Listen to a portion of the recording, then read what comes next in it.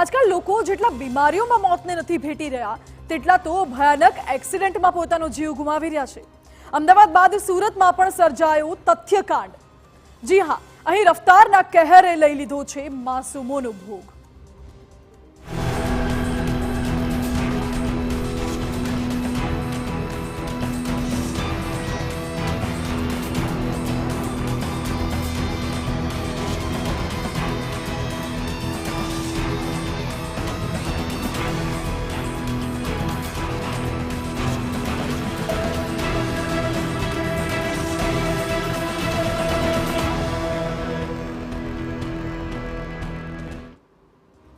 શુક્રવારની રાત સુરતના મોટા વરાછા વિસ્તારમાં કેટલાક નિર્દોષો પર કહેર બનીને ત્રાટકે।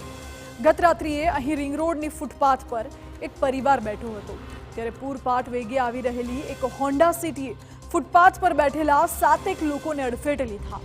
કાર ચાલકે સ્ટીયરિંગ પરથી કાબુ ગુમાવતા ગમખ્વાર અકસ્માત સર્જાયો। બેફામ ચાલકે ફૂટપાથ પર પાર્ક 4 જેટલા ટુ વ્હીલરને પણ ટક્કર મારતા એક બાઇક અને કાર નીચે એક વ્યક્તિ આવી ગયો। આ ભયાનક અકસ્માતમાં એક 6 વર્ષીય બાળક અને તેના પિતા સહિત 3ના મોત નીપજ્યા છે, જ્યારે અન્ય 4ને ખાનગી હોસ્પિટલમાં સારવાર માટે ખસેડવામાં આવ્યા છે, જેમાંથી એક સગર્ભા સહિત 2ની હાલત ગંભીર હોવાનું સામે આવ્યું છે। આ ગમખ્વાર અકસ્માતને પગલે પરિવારજનો શોકમાં ગરકાવ થઈ ગયા છે। અકસ્માતને નજરો નજર નિહાળનારાઓનો તો દાવો છે કે કાર ભયંકર સ્પીડમાં હતી અને એટલે જ તેમની માંગ છે કે આ ઘટનામાં કડકમાં કડક કાર્યવાહી કરવામાં આવે। પૂરપાટ ઝડપે સાઈડ પર બેઠા હતા અને પૂરપાટ ઝડપે કાર આવીને સીધો અકસ્માત કર્યો। પહેલા ટુ વ્હીલરો અને પછી માણસો, પાછી ટુ વ્હીલરો આટલા ઉપર ચડાવીને ગંભીર અકસ્માત સર્જ્યો છે। આના માટે કડકમાં કડક કાર્યવાહી થાય એવી અમારી બધાની માંગ છે। આ ગંભીર અકસ્માત બાદ પોલીસે તાત્કાલિક આરોપી કાર ચાલક જિગ્નેશ ગોહિલની ધરપકડ કરી છે। આરોપી જિગ્નેશ નશાની હાલતમાં હતો કે કેમ તેને લઈને બ્રેથ એનાલાઇઝરથી તપાસ કરવામાં આવી, તેમજ તેના બ્લડ સેમ્પલ પણ લેવામાં આવ્યા છે। જો કે આરોપી અકસ્માત સમય નશાની હાલતમાં ન હોવાનું પણ તપાસમાં જાણવા મળ્યું છે। એકાએક ઝોકું આવી જતા સ્ટીયરિંગ પરથી કાબુ ગુમાવ્યો હોવાનું આરોપીનું કહેવું છે।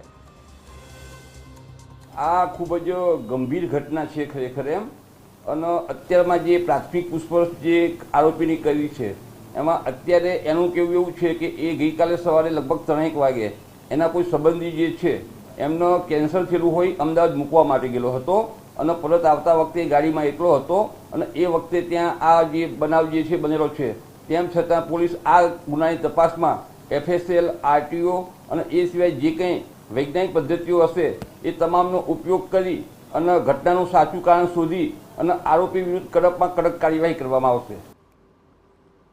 તો પોલીસે આરોપી વિરુદ્ધ ગુનો નોંધીને વધુ તપાસ હાથ ધરી છે। માની લઈએ કે આરોપી નશામાં ન હતો તો પણ આ ગમખ્વાર અકસ્માત અનેક સવાલો ઊભા કરી રહ્યો છે, કારણ કે સ્પીડ લિમિટ હોવા છતાં શા માટે કાર ચાલકો બેફામ રીતે કાર હંકારીને લોકોના જીવને જોખમમાં મૂકતા રહે છે? આખરે ક્યાં સુધી કોઈની રફતારનો આ શોખ માસૂમોનો ભોગ લેતા રહેશે?